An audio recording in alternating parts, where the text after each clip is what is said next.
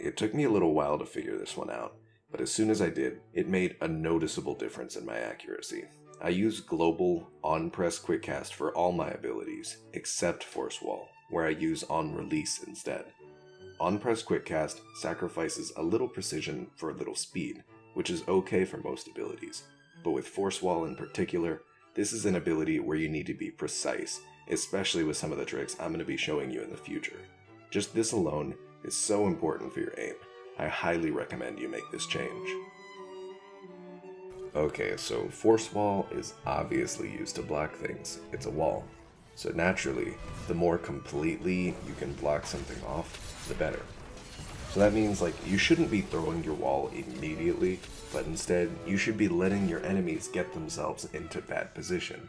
The good positions to throw down a Force Wall are where there's a gap in the map that's just small enough that a Force Wall can block it off completely. And this is actually pretty easy to do with how big Force Wall is.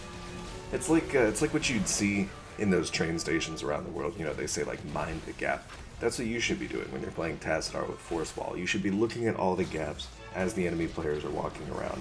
Seeing, looking ahead of time, being oh, they're about to walk this direction, I'll wall them. If they go that direction, I'll wall them there, and position accordingly.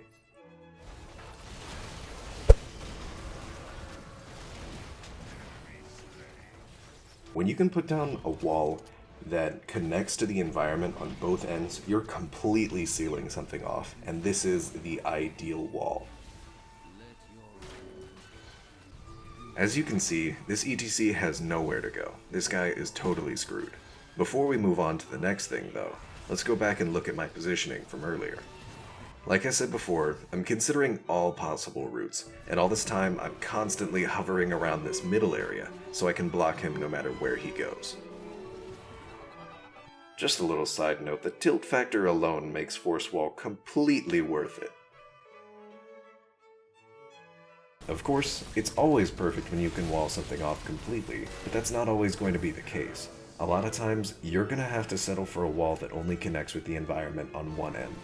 You typically see these in wide open areas and near structures, like I showed you earlier. While these don't completely cut things off, they're very strong in that they make your enemy's movement extremely predictable, and they're convenient to cast as well. When you throw down a normal one-end wall, the enemy will run to the disconnected end almost every single time.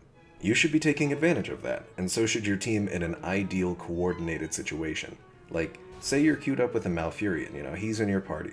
When you throw down that one-end wall, he should know that the enemy is going to walk towards the disconnected end and throw down a route right in their path. This is how you take advantage of enemy predictability. When you know what the enemy is going to do, your decision-making becomes so much easier.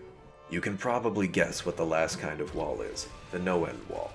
This is just a wall that doesn't touch anything. This is for when you need something done quickly, or you're just out in the open and you have no other choice.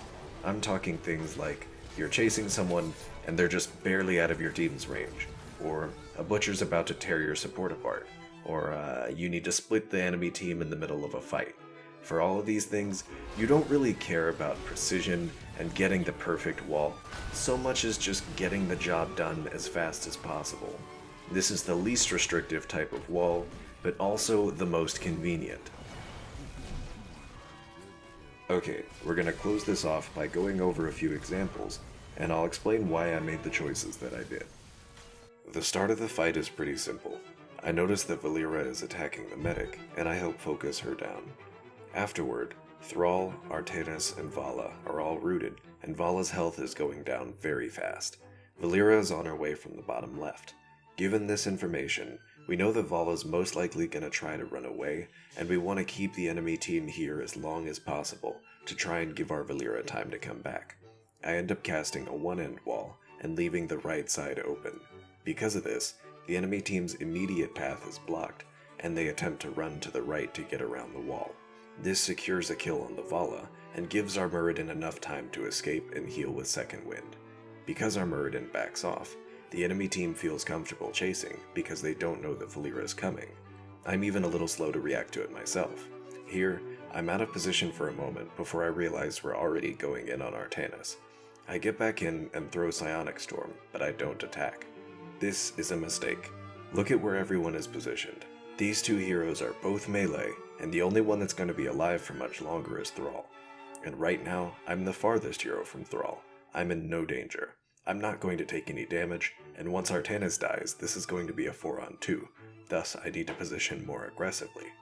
I finally figure this out just in time to chase him and catch him with a 2-end wall, completely blocking off his escape. But really, since we're up so many people and they're on the run, this wasn't entirely needed.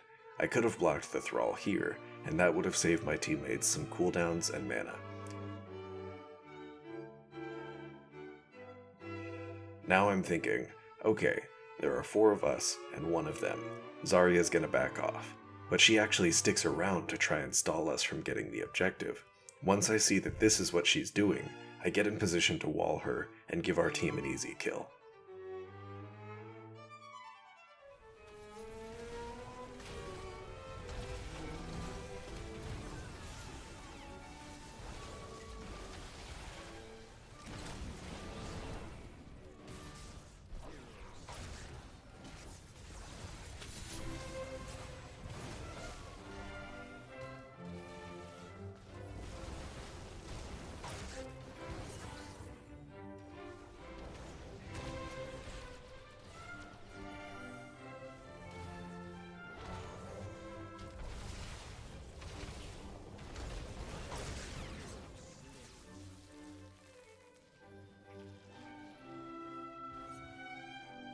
In this clip, the enemy Alarak is bottom, we're up on 20 talents, and the enemy is just finishing the top temple.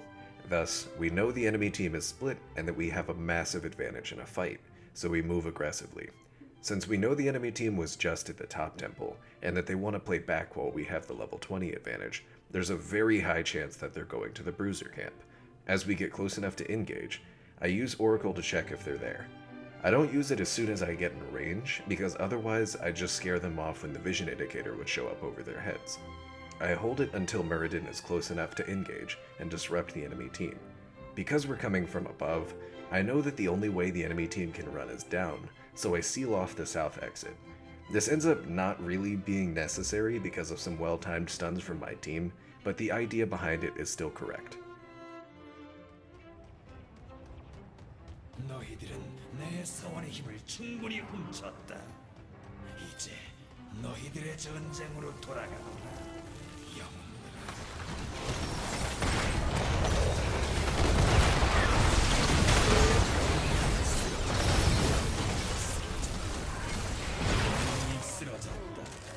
Here, our team is sieging mid.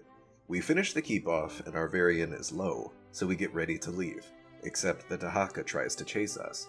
As I'm watching this, I'm thinking, okay, I'm just gonna wall him off and we can turn and kill him. I'm specifically waiting for him to use Burrow, so I can get a guaranteed good wall and catch him when he's most vulnerable. Then, Stitches makes the mistake of also getting too close. He only has 2 possible paths, both of which go through choke points small enough to be blocked with a force wall. I catch him here, and now, all of a sudden, we're up 2 people and 3 levels. We engage on the rest of their team and finish the game.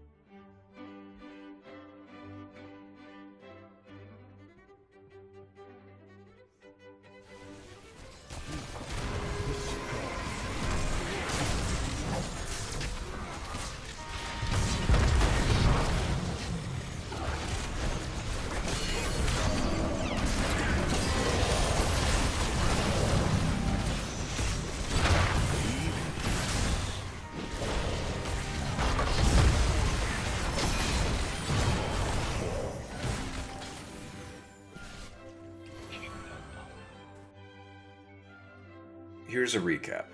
Don't use on-press quickcast. Always think ahead, and visualize where you're going to place your next wall.